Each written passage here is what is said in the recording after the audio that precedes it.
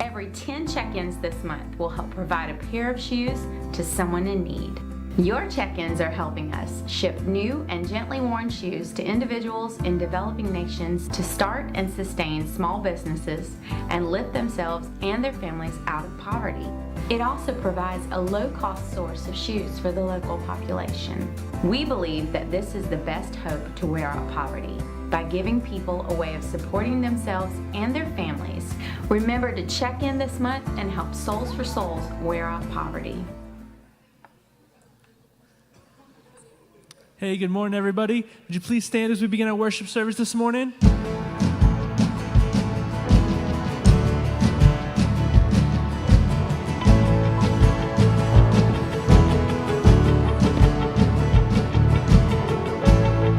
Now the darkness fades into new beginnings as we lift our eyes to a hope beyond.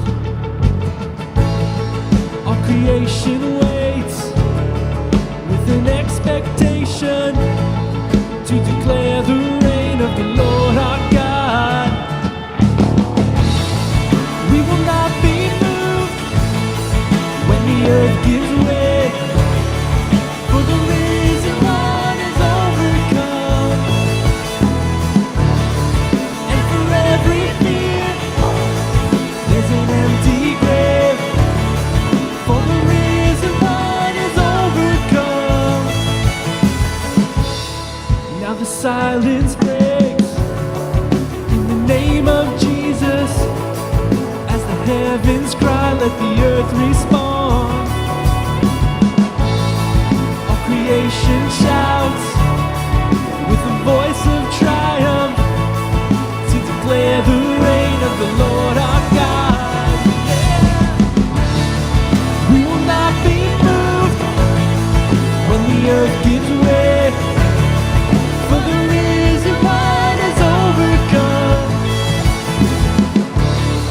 And for every fear, there's an empty grave, for the risen one is overcome.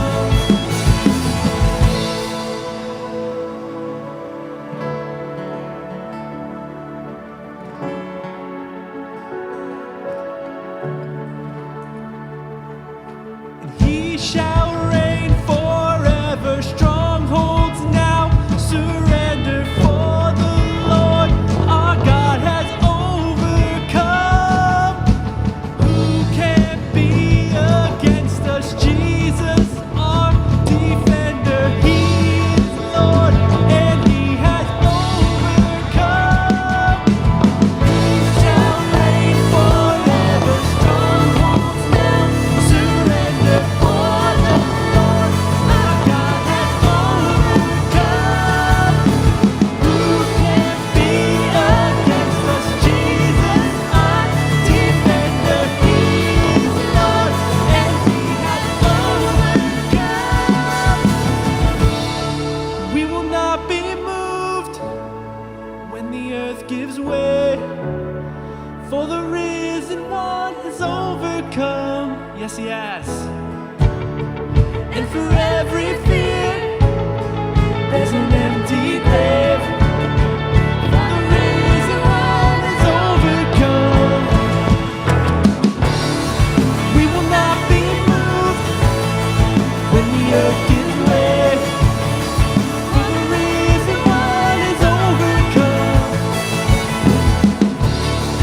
And for every fear, there's an empty grave, for the risen one is overcome.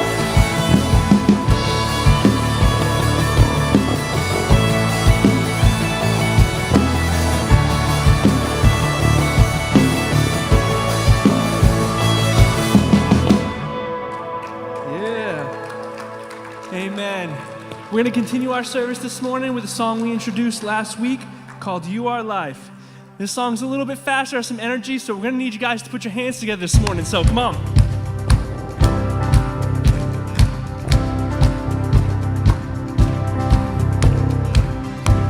You have come and we have found life everlasting. now alive to your freedom, never ending.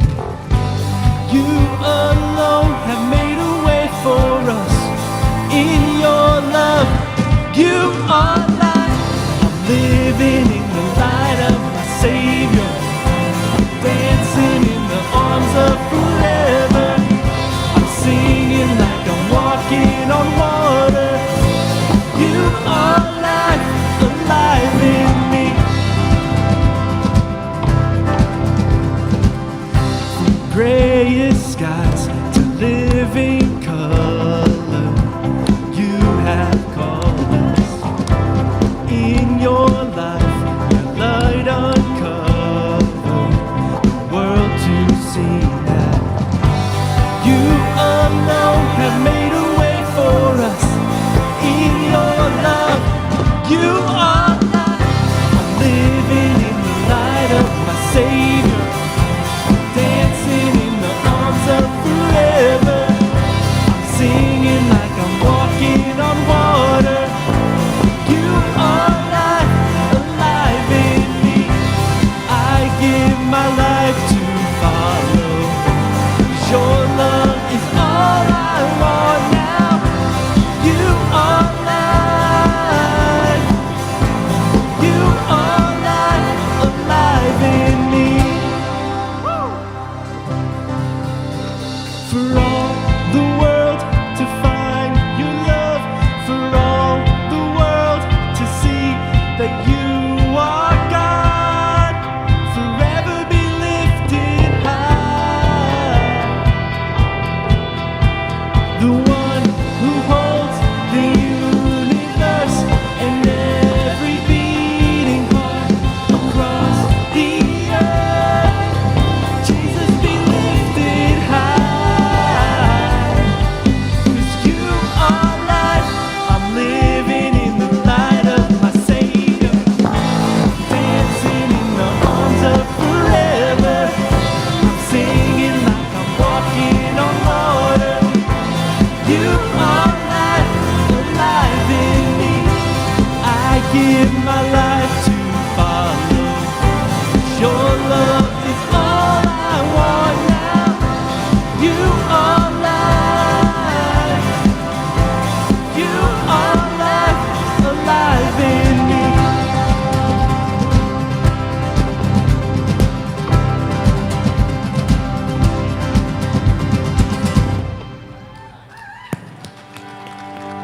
Amen. Great job.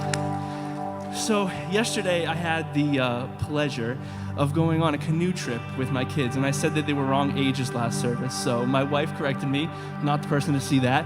So they're 6 and 4, and we've taken them out before, but on kayaks, two-person kayaks. So the canoe's a little bit more tippy, and I was concerned that my rambunctious children couldn't stay still for however long we were going out.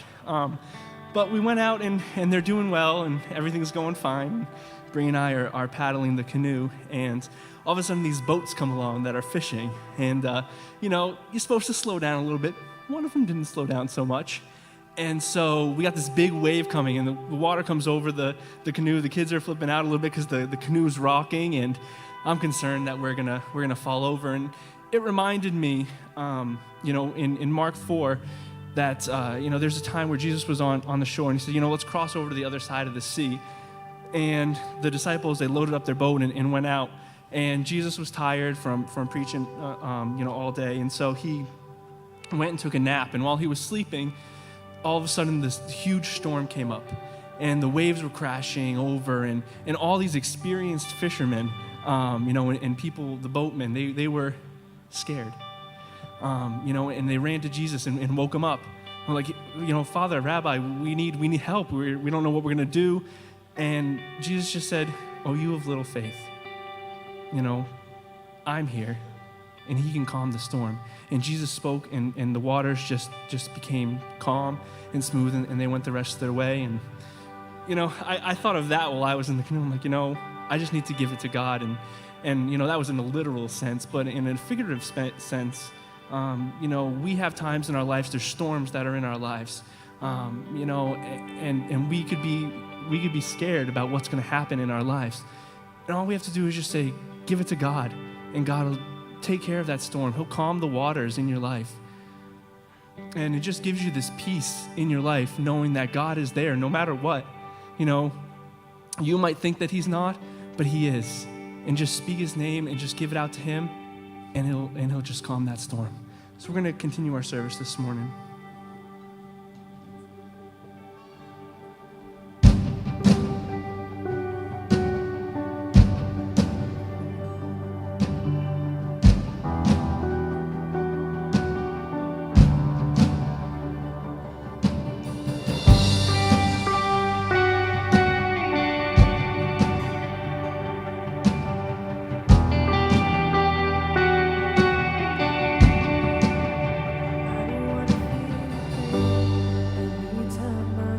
The waves. I don't want to be afraid. I don't want to be afraid. I don't want to feel the storm just because I hear it roar. I don't want to feel the storm. I don't want to feel the storm. Please be still, say the word, and I will set my feet upon the sea till I'm dancing in the deep. Oh, peace, be still, you are here, so it is well. Then when my eyes can see, I will trust the voice that speaks.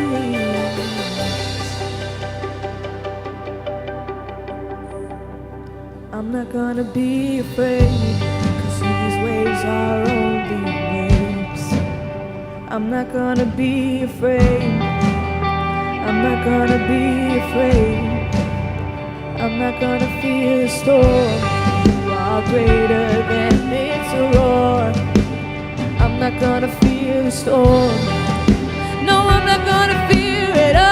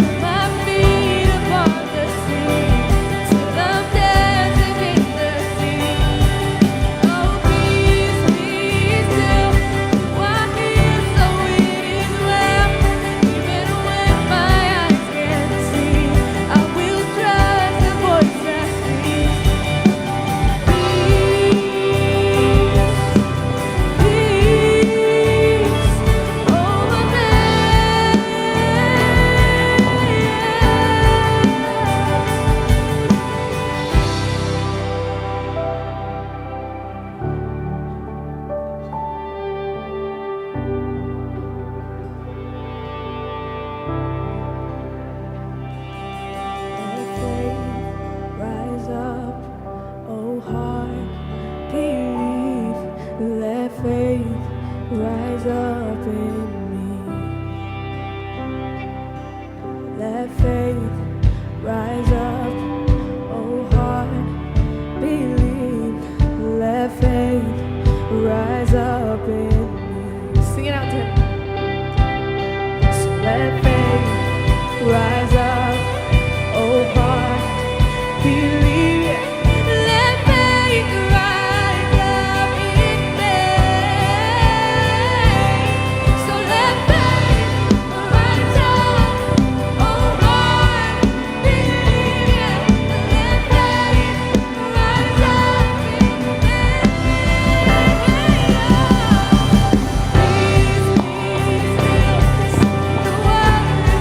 I will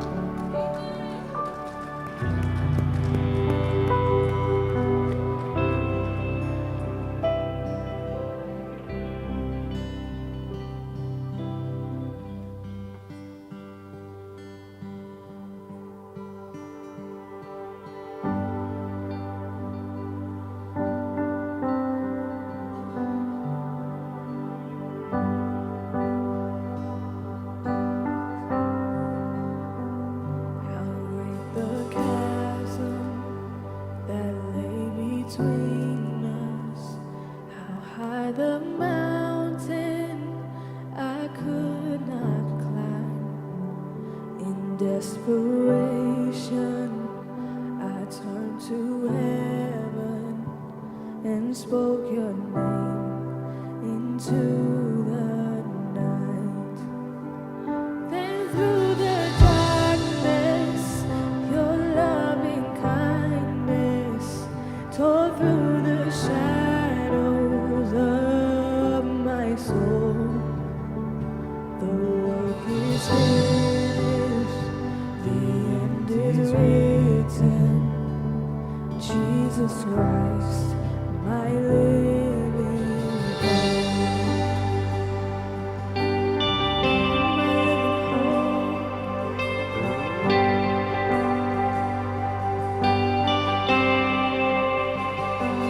Could imagine so great a mercy.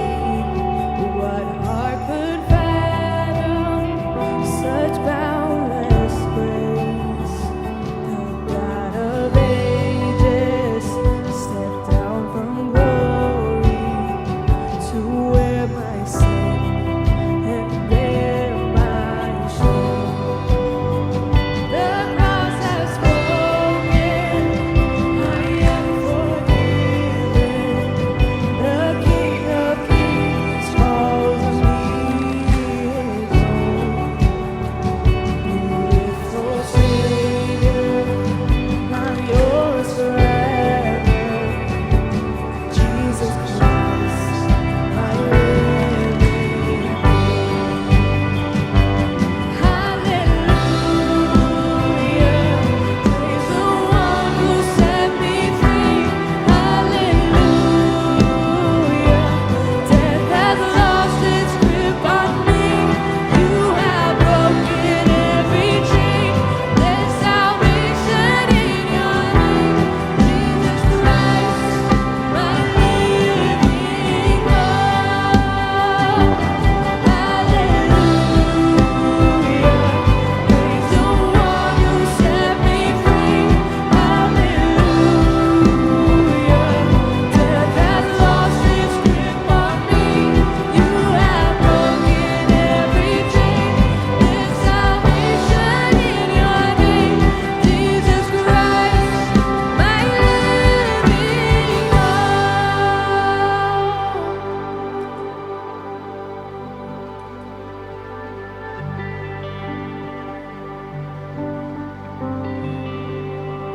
Then came the morning that sealed the promise.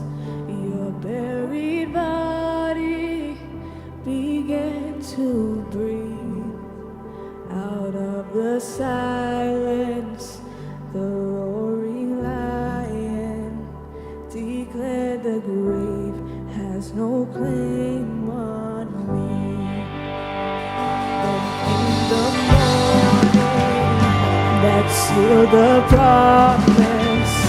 Your buried body began to breathe. And out of silence, the roaring lion declared the grave has no claim on me. Jesus Christ is the victory.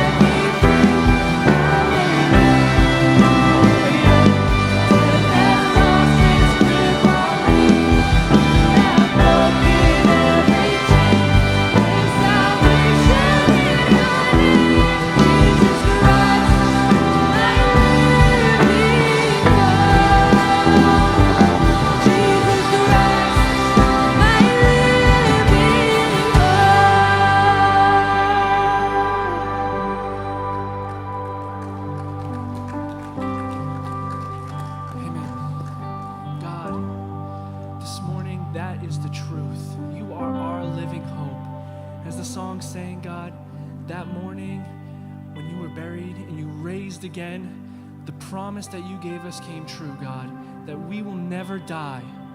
We will live eternal life in you, Lord God. And no matter what happens in our life, the storms, the troubles, the trials, the tribulations, God, you are there and your promise is true and it reigns forever and ever. God, we're here this morning and we give it all to you, Lord.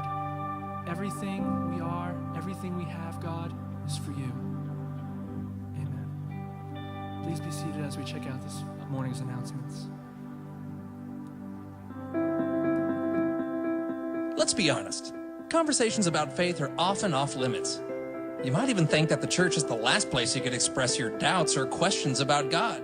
Well, we want to change that. Starting Point is a place where no questions or discussions are off limits. It's not about a teacher giving you information. It's about a conversation. It's about being with other people like you. And we really mean that. You're free to ask any question you want. This is your opportunity to explore faith freely. It's not another place where people will talk at you. We want to talk with you. So are you curious about God, Jesus, the Bible, or Christianity? Or did you recently begin a relationship with Jesus? Or have you returned to church after some time away? Starting Point is for you. Every Starting Point group is guided by qualified leaders, but your voice matters to the group. Your thoughts add value. You may even ask the question that someone else is afraid to ask. Starting Point, a conversation about the story of God.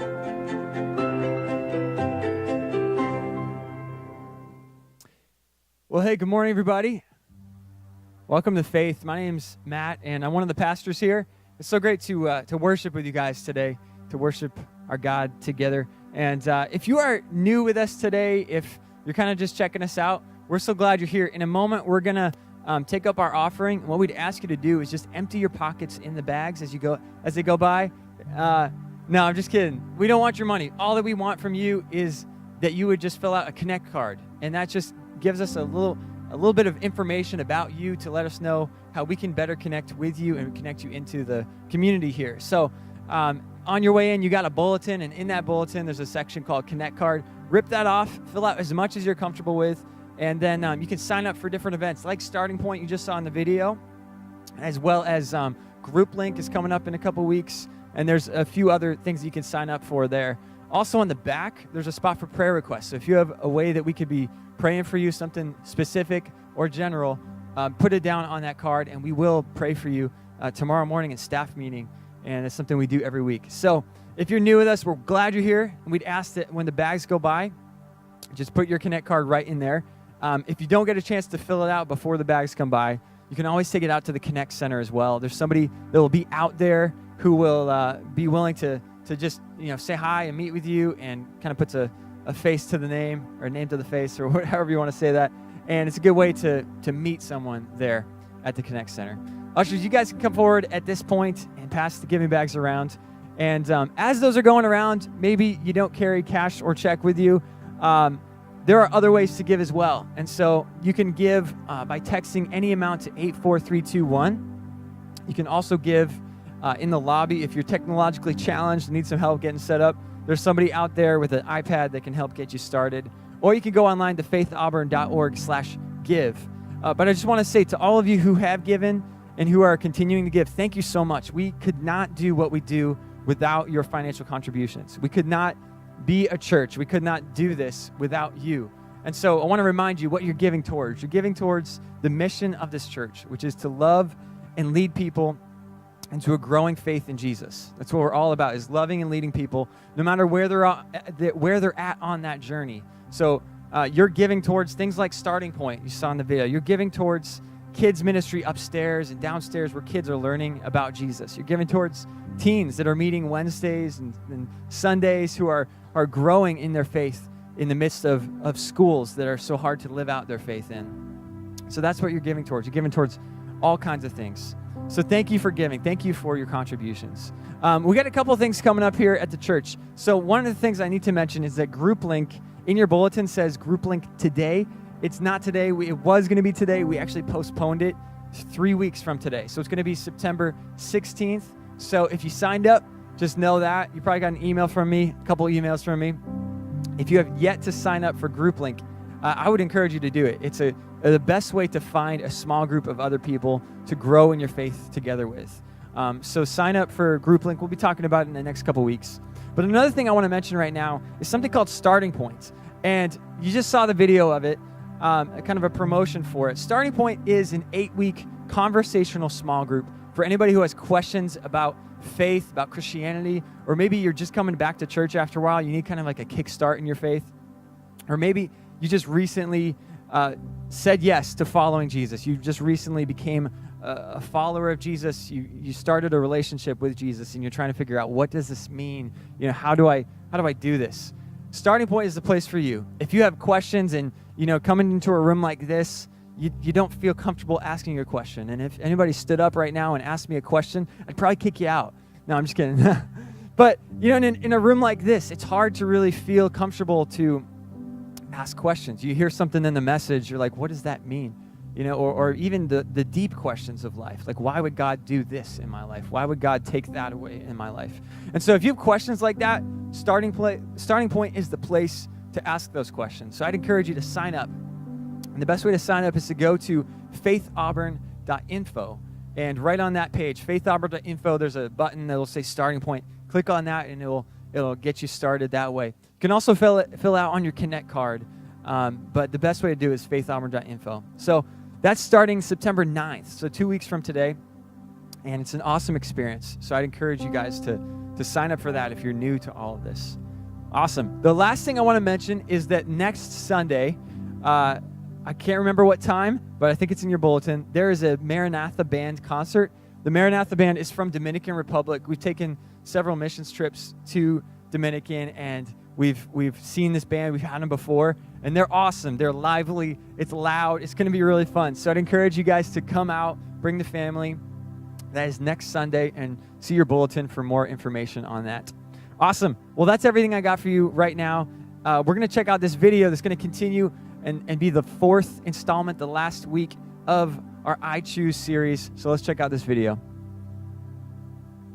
If he's not gonna play the piano, then tell him to get out of the recital. You know what I mean? Hold on one sec.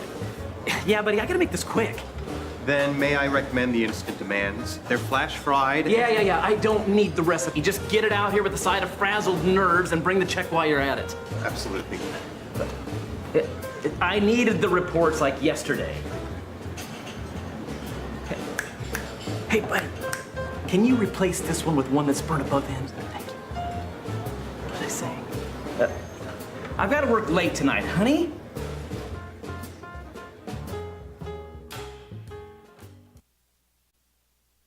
Good morning, everybody.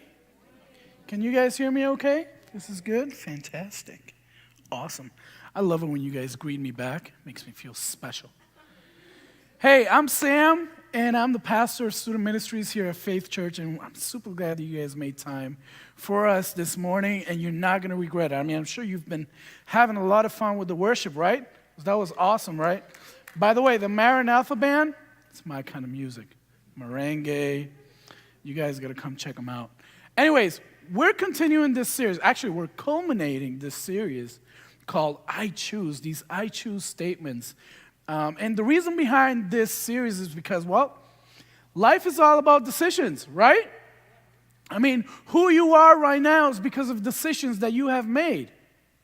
So as a result, it is really good for us to take a look at some of these aspects in our lives where we have to choose things. Life is all about decisions, and how do they affect our lives? And perhaps, consider the fact that while we have so many different opportunities and so many options, I think it's safe to say that not all of our options are good options.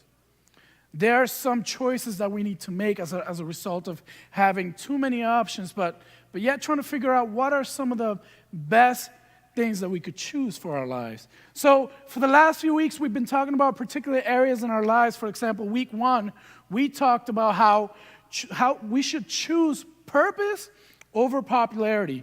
And this is very important for teenagers and kids, and even at work for us to consider, because oftentimes, I don't know about you guys, but I was that kind of teen that I kind of liked to be respected.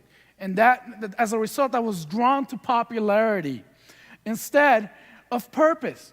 So this was kind of a really important thing for us to look at. I'm not going to talk about it too much. I just want to summarize it, that we should certainly value purpose over popularity, because that gets us to be a little bit less selfish.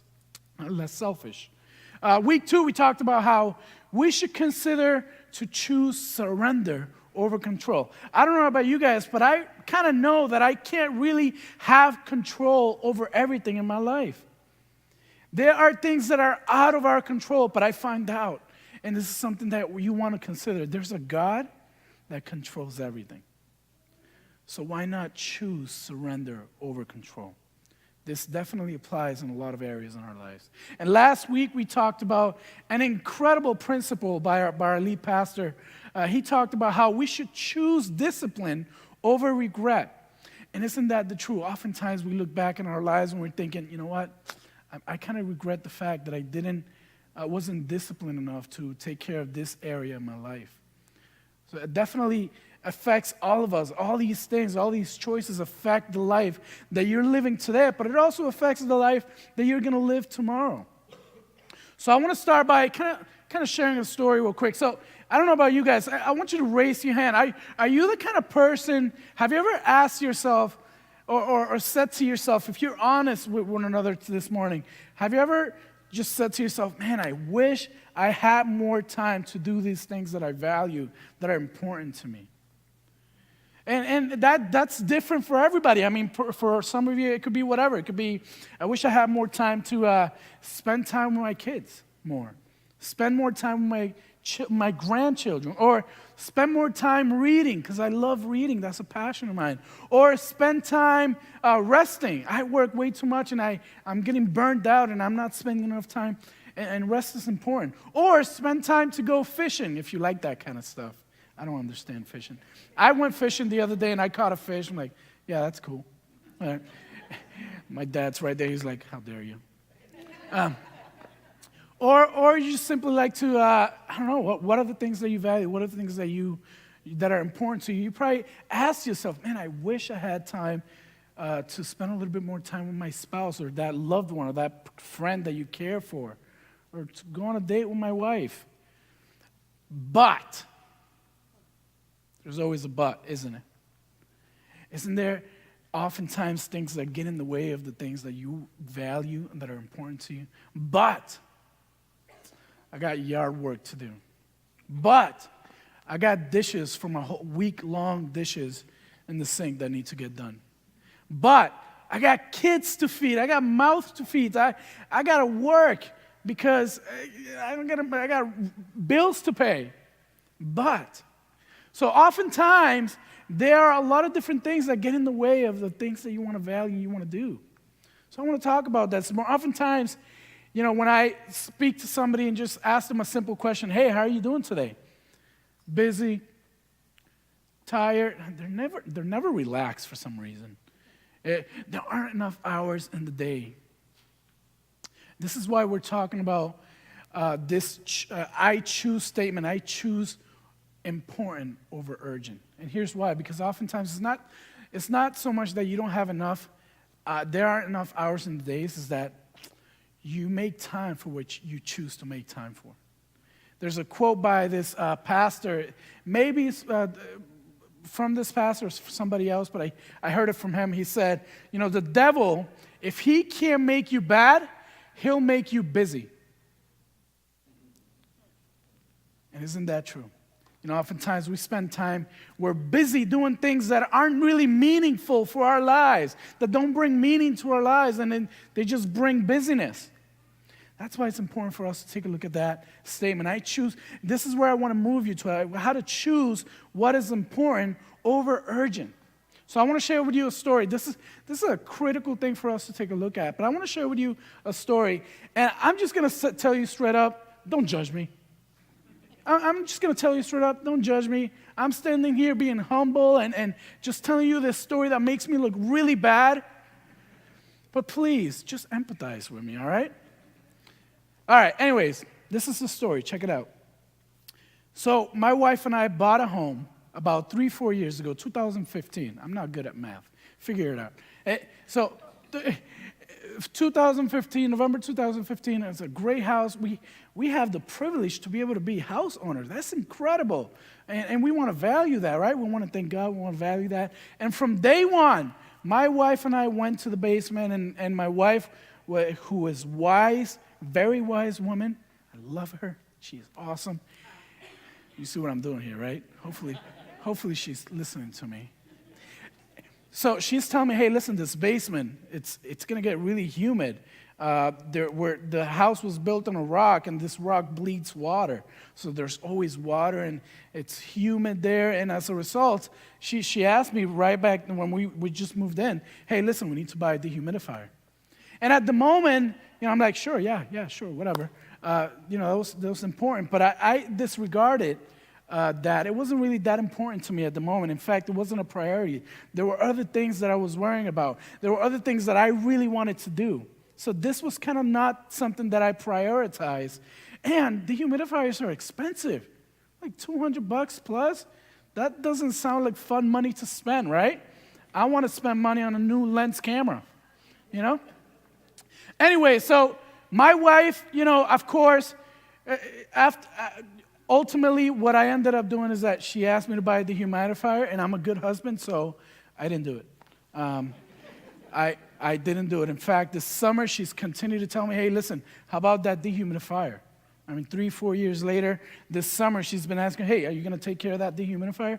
And then the other day, 3 weeks ago, something like that, my dad has been storing stuff in the basement. He's in the middle of moving in. And he's noticing that he gives me a call.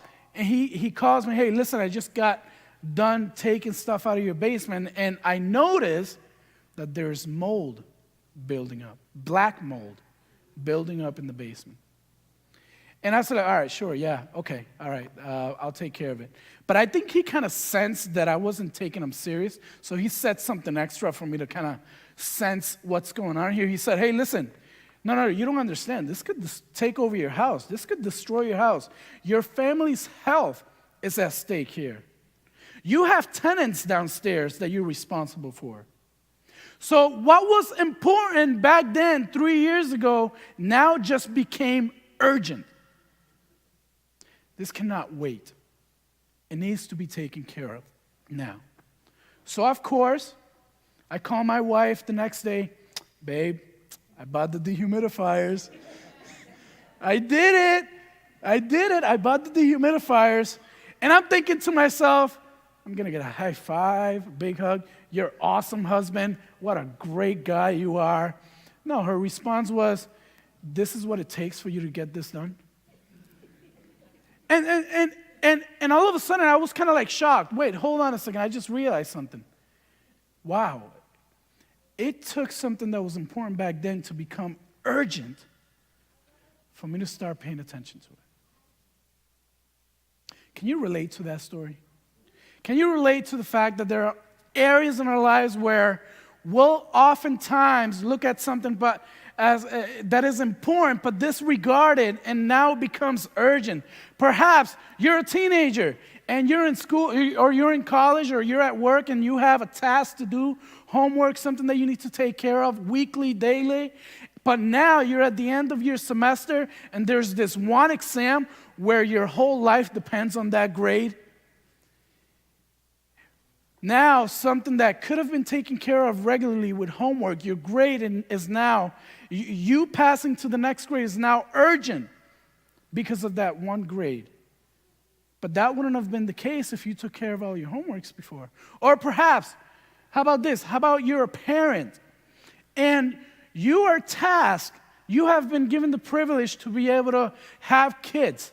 And that is a privilege. And you have an opportunity to be able to consider their discipline, give them values, and help them grow.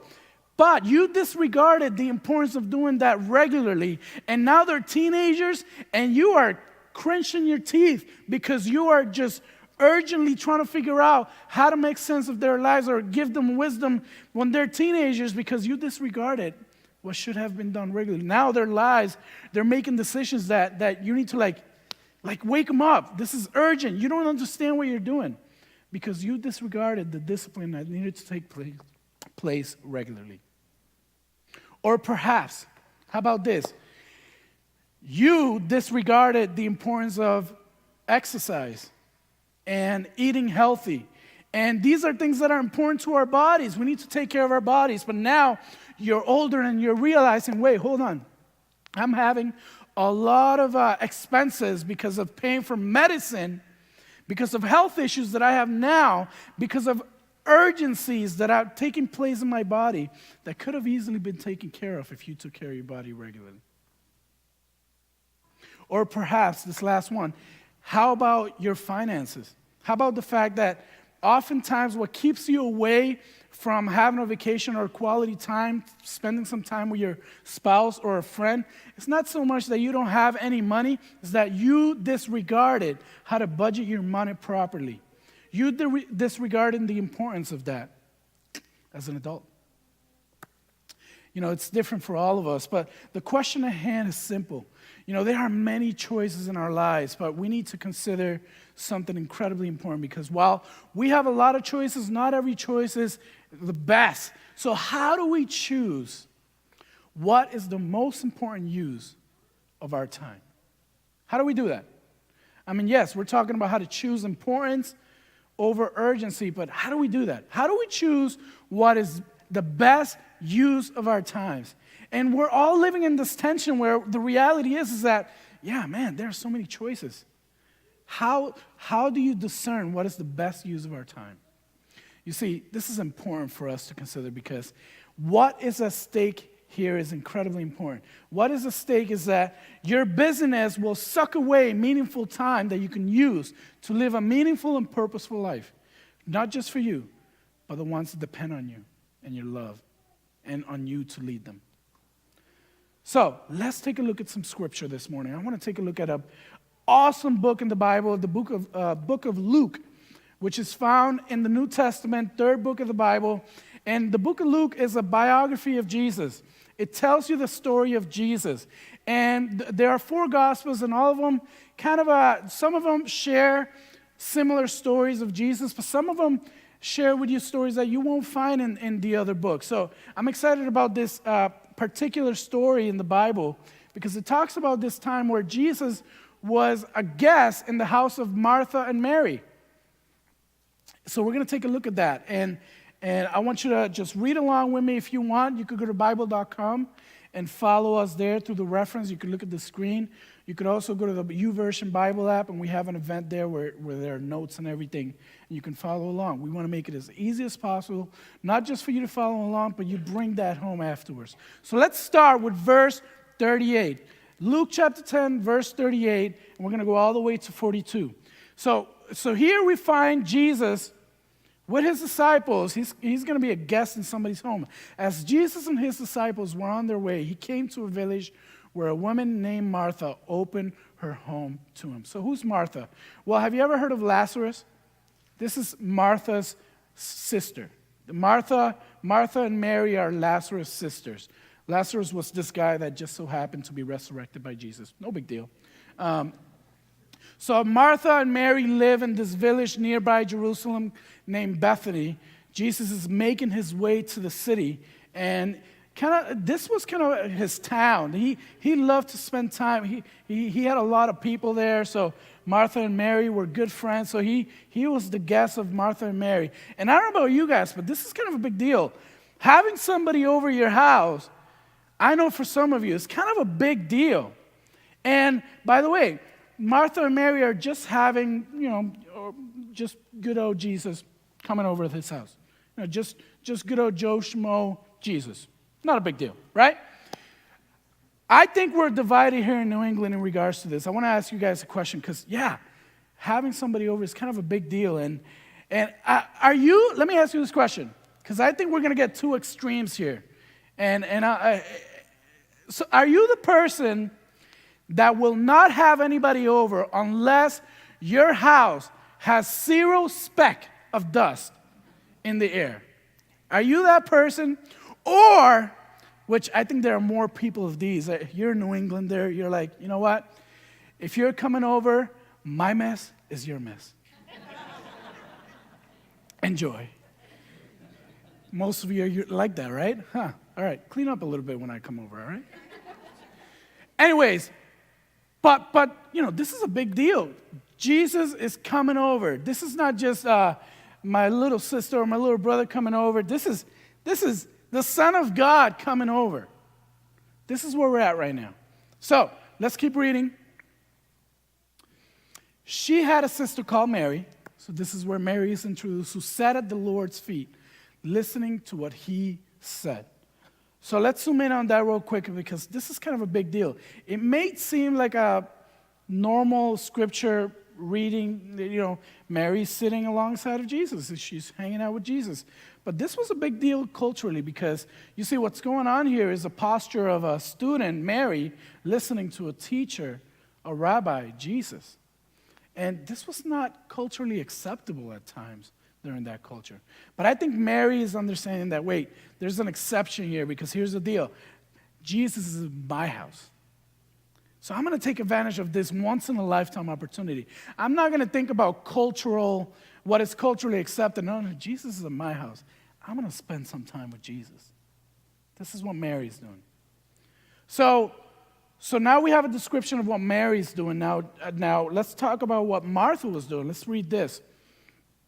But Martha was distracted by all the preparations that had to be made. So Martha is distracted. By what? By preparations. But what are those? Who knows? I mean, it could be maybe Martha was washing dishes that needed to get done. Maybe Martha was sweeping away. Maybe Martha was, tidying up the house, making sure that it was looking presentable.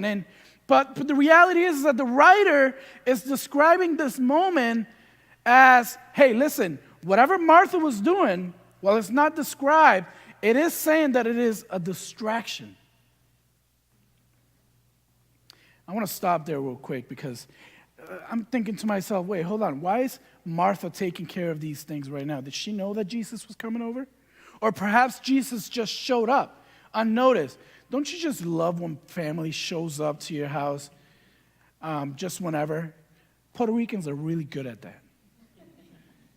So anyways, but you're probably thinking, wait, hold on. Maybe she's distracted because Jesus didn't really give any notice to when he was coming. I want to stop there again one more time because I think there's something of value here real quick. Oftentimes, we read in the scriptures how there's a Jesus that's coming back for us, right?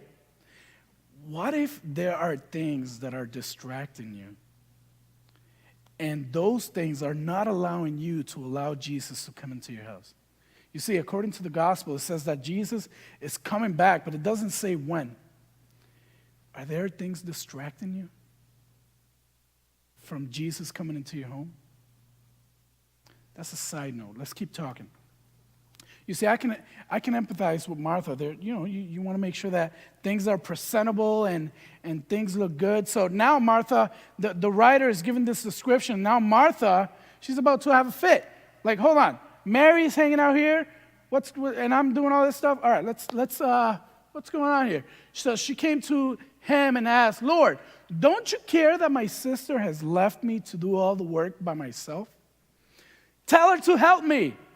Now, if you have siblings at home, I know that you've been in this position where you have somebody that's doing all the chores and then your other sibling is just playing video games or twiddling their thumb, doing nothing. So I can empathize with Martha. If my brother and I were hosting something and I was doing all the preparations and my brother was just kind of hanging out, yapping away with people, I'd be a little bit upset. I can empathize with Martha. Oh man, I just realized how my wife feels when we're in public and she's taking care of the baby stuff and I'm just talking. I got to work on that. Anyways, so tell her to help me. Let's keep reading. Now, I really want us to zoom in because what we're about to read is the truth that's going to speak deep into our lives that I think we really should look into figuring out how this applies into our lives, because this answer from Jesus is incredible, transformational to the life of Martha, and it can be transformational to our lives. So let's take a look at this. Martha, Martha, the Lord says, you are worried and upset about many things. Well, hold on. What are those things? Well, let's go back to what's going on in the moment. Jesus, not just anybody, Jesus is in the house of Mary and Martha. And the response that Jesus gives to her, I'm probably thinking Martha is telling Jesus, hey, tell her to help me out. For sure, Jesus is going to take my side, right? But no. This is not the case. Instead, Jesus says, hey, listen, you're worried and upset about many things. And how oftentimes are we worried and upset about many, many things that perhaps we shouldn't be? And this is what Jesus says. This is incredible. I think this is where Martha had kind of an epiphany, where Martha kind of just reacted and realized, wait, hold on. There's something missing here. I just realized something new in my life. Jesus says this to her. A few things are needed, or indeed only one. I want to clarify something here. Jesus is not saying, hey, listen, you don't have to do dishes ever. Forget about that. Let Martha take care of that. This is not what Jesus is saying. What Jesus is saying is at the moment, this is in the context of, in the moment, these two women had choices. One of them was making a choice to take care of preparations and all these things that were distracting her. Maybe she felt like these things were urgent, but she was disregarding the one thing that was important at the moment. And this is valuable for them in this moment, but I think it's also valuable for us in a lifetime, because oftentimes there are so many different things that are distracting us from what is important because we're trying to take care of what is urgent. But few things are needed, only indeed only one. Well, what is that? What is that one thing? Let's finish reading what Jesus says. Mary has chosen what is better. Well, what is that thing that Mary chose? Well, according to what's going on, Mary chose to spend time with Jesus. And it will not be taken away from her. Well, what is that?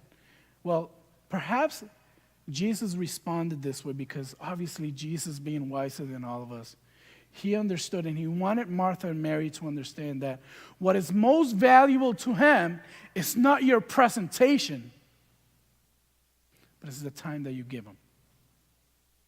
And how oftentimes are we so worried about our presentation? I mean, it needs to be Instagram fabulous as a presentation.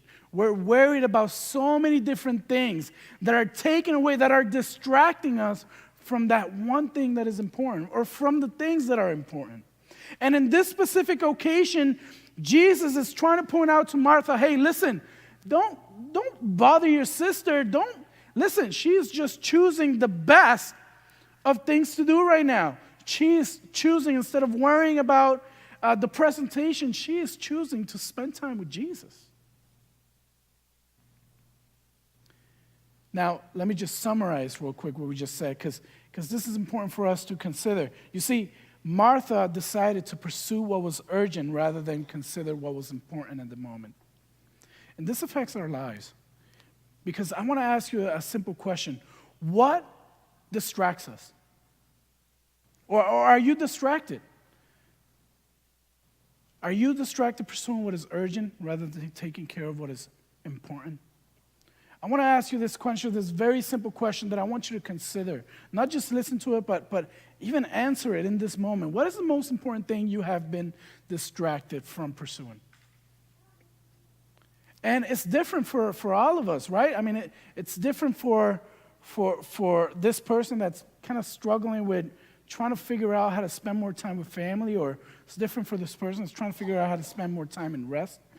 But what is distracting you from what is most important use of your time? And I think it's clear here in regards to what Jesus values. You see, according to what we just read, he didn't care so much about this luscious meal or what the house looked like. He cared about spending time with these individuals that were in this house. So the answer that we started in the morning was this: how do we choose what is the most important use of our time? And boy, do we have many choices. This life is about choices. But if we can learn anything from what we just read, so we can learn that God always wants us to choose certainly one thing over the rest. And in this particular moment, Mary did what was wise. She was a wiser woman than Martha at the moment, because she decided to do something. She decided to choose something that we should consider choosing when we have those decision-making opportunities. And that is that we should choose people over perfection. What does that mean? Well, it may mean that, you may not be perfect at work because you're deciding to cut your work short to spend time with family. It actually may mean you not being considered the beyond super amazing worker because you are going to be considered a beyond super amazing parent.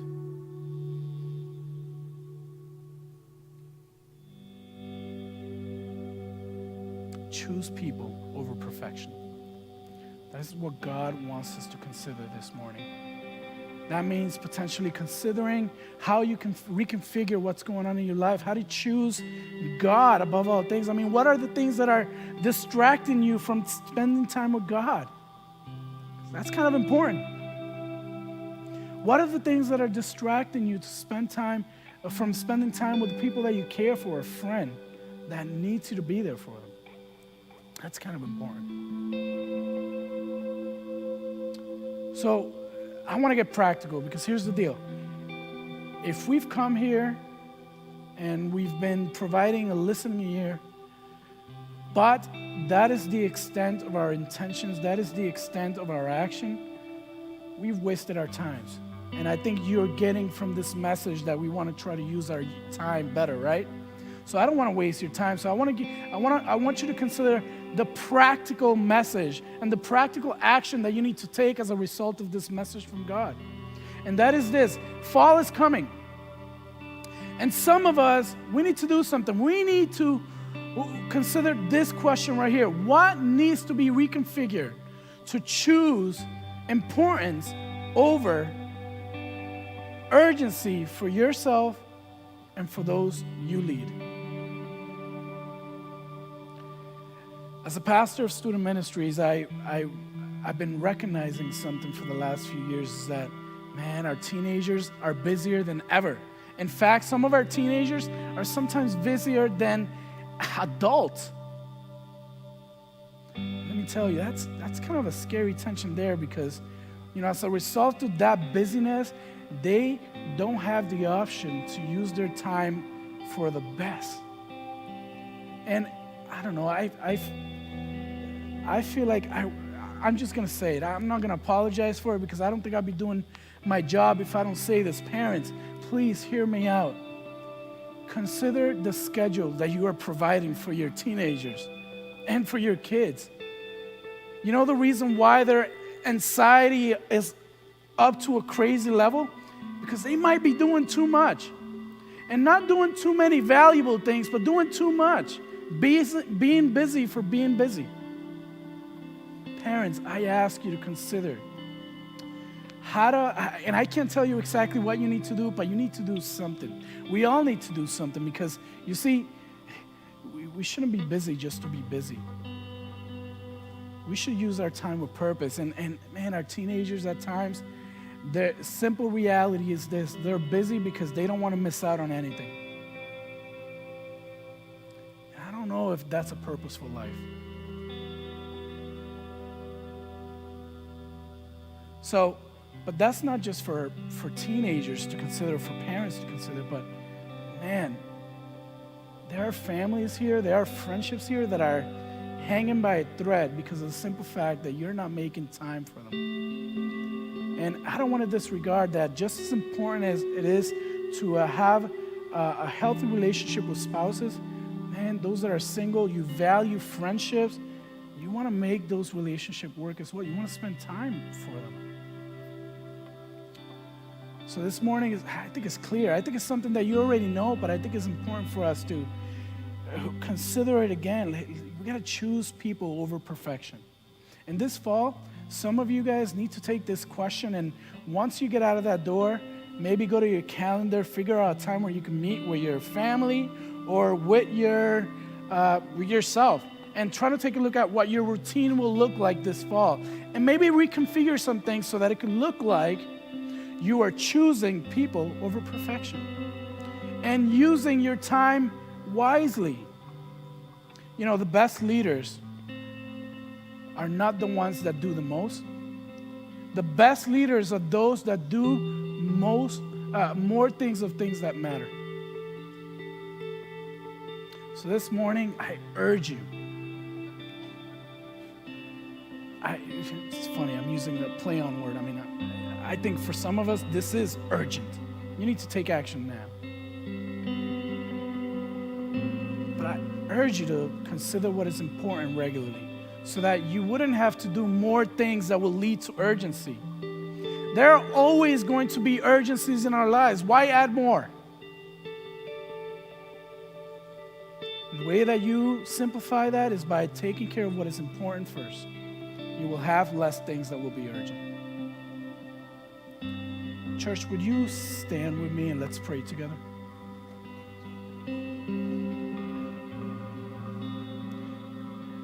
I know I've said it 100 times. I feel like I'm beating a dead cow. Like, I really want you guys to do this, though. Like, be intentional about it. Take a moment with your family, sit down, and look through your schedule. Is it reasonable? Man, I'd love to see more teenagers that will value the Christian community that we have built for them here. I'd love to see them more. That's not to say that we want them to be at church 24/7, because then how would we evangelize the world? But I certainly do want you to value the relationships that you can have with your church family. Make time for small groups. Is it okay if we pray together? Father God, we come before you and we thank you because you're a good God and you're full of mercy. And I just pray, Lord, that you would help us consider what you've spoken to us this morning. God, I'll be the first one to say there's a lot of work that needs to get done from my part. And I pray, God, that you would help me lead my family by seeking your wisdom and seeking what you choose, so that could be my choice as well, so that I can choose people over perfection. I just pray, God, for everyone here, for parents, for those that you have entrusted with the responsibility of leading others, which is practically all of us. I just pray for wisdom in their lives as they take action towards reconfiguring what this fall will look like for them. I pray, God, that you would give them the wisdom to choose, instead of busyness, to choose importance. God, we pray all this in your precious name. Amen. Thank you all for being here this morning. If you're here for the first time, super glad you checked this out. Please come back. Have a great Sunday. God bless.